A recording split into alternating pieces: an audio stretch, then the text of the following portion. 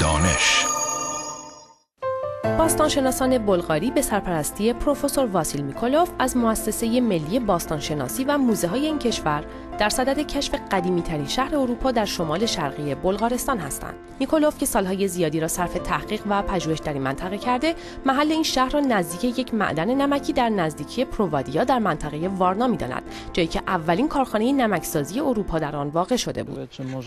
حالا می‌توانیم بگوییم که قدیمی‌ترین شهر اروپا در کنار معدن نمک پرووادیا واقع شده است که بین سالهای 4200 تا 4700 قبل از میلاد در نیمه دوم هزاره پنجم پیش از میلاد زندگی در آن جریان داشته است.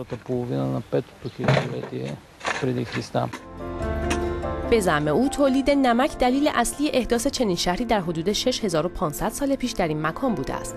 قبل از کشف این شهر، باستانشناسان برای اولین بار در اروپا وجود نمک در این منطقه را اثبات کردند، منطقه‌ای که بنابر گواه مقبره‌هایش بسیار غنی است.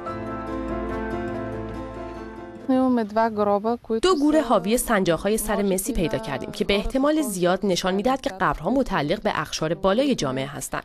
سنجاق‌ها را جایی که باید قاعدتاً موهای این افراد فوت شده قرار می‌گرفت پیدا کردیم و اعتقاد ما بر این است که آنها از روی فرم موهایشان زن بودند. چیزی که این منطقه را از سایر مناطق روستایی جنوب شرقی اروپا متمایز می‌کند چشمه‌های نمک آن است. بدنه‌های نمکی با نزدیک 9 متر ارتفاع درست زیر ما. آب شور با تکنیک‌های مختلف در کاسه‌های سرامیکی بخار می‌شده و از نمک به دست آمده به عنوان پول استفاده می‌شده است. برای اینکه نمک هم برای انسان و هم برای حیوان لازم است. بنابراین صنعت تولید نمک موجب متمایز شدن این روستا از بقیه شده و شأن آن را بالا برده است.